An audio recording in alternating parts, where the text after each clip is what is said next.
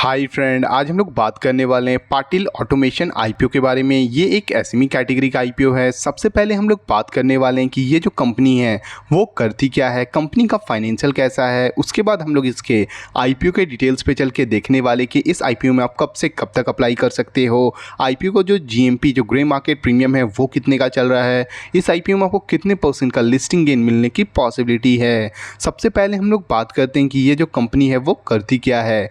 Company establish 2015 में हुआ है। ये जो कंपनी है वो ऑटोमेशन सॉल्यूशन सर्विस प्रोवाइड करती है। कंपनी जो है वो मेनली इंगेज है designing, manufacturing, testing and installation of customize automation systems में। कंपनी जो है वो ऑफर करती है assembly fixtures, welding fixture, robotic cell and testing and inspections and auxiliary items को।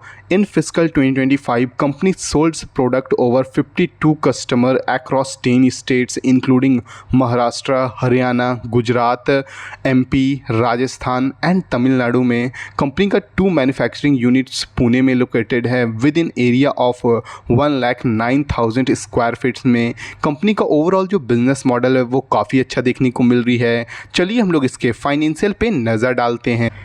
कंपनी अपने प्रीवियस 3 ईयर का आपको रिजल्ट शो करता हुआ देखने को मिल रही है। 31 मई 2023 का डेटा आपको प्रेजेंट करता हुआ देखने को मिल रही है। 31 मई 2024 का डेटा आपको प्रेजेंट करता हुआ देखने को मिल रही है और 31 मई 2025 का भी डेटा आपको प्रेजेंट करता हुआ देखने को मिल रही है।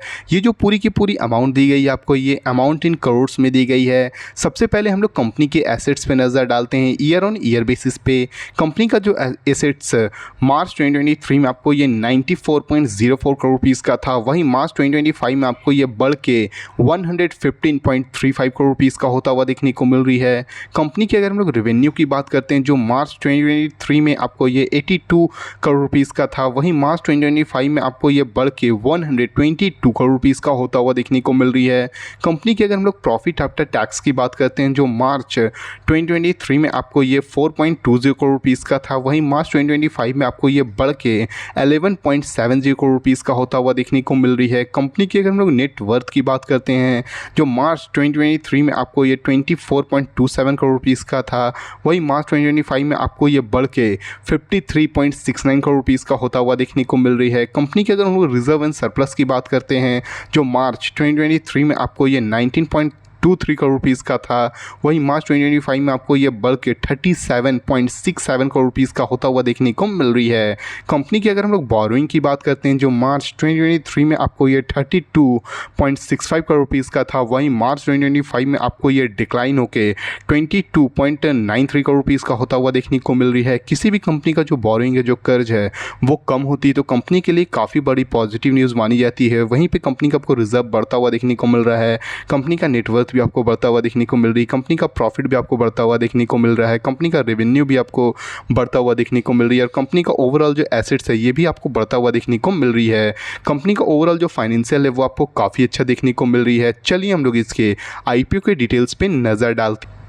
आईपीओ की अगर हम लोग ओपनिंग डेट की बात करते हैं, तो ये आईपीओ आपको कल से 16 जून से ओपन होता हुआ देखने को मिल जाएगी। आईपीओ का जो क्लोजिंग का डेट है वो आपको 18 जून को ये आईपीओ आपको क्लोज होता हुआ देखने को मिल जाएगी। आईपीओ का जो इशू प्राइस है वो आपको 114 रुपीज़ से लेके 120 रुपीज़ पर शेयर्स का देखने को मिल रही है। आईपीओ का जो लिस्टिंग है वो आपको एनएसई एसएमई में होता हुआ देखने को मिल जाएगी। अगर हम लोग इस रिटेल कोटा पे नज़र डालते हैं तो आप देख सकते हैं not less than 35% of the net issue देखने को मिल रही है। आईपीओ का जो इशू टाइप है वो आपको बुक बिल्ड इशू है। आईपीओ का जो इशू साइज है वो आपको 69.61 करोड़ रुपीज़ का देखने को मिल रही है, जो कि पूरी की पूरी आपको फ्रेश इशू देखने को मिल रहा है। कंपनी का जो फेस वैल्यू है वो आपको 10 रुपीज़ पर इक्विटी शेयर्स का देखने को मिल रही है। आईपीओ आने से पहले जो प्रोमोटर के पास होल्डिंग है वो आपको 94.38% का देखने को मिल रही है।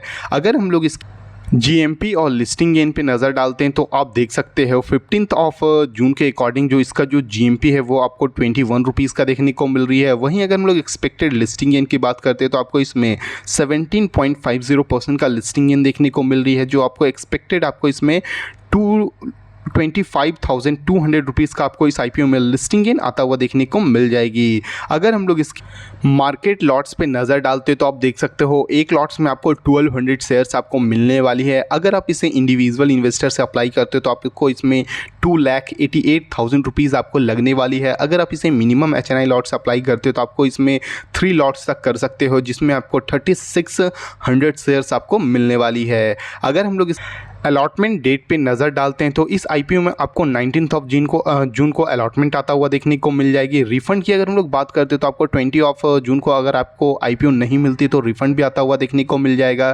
Credit of sales to demat की बात करते हैं तो आपको 20 जून को आता हुआ देखने को मिल जाएगी।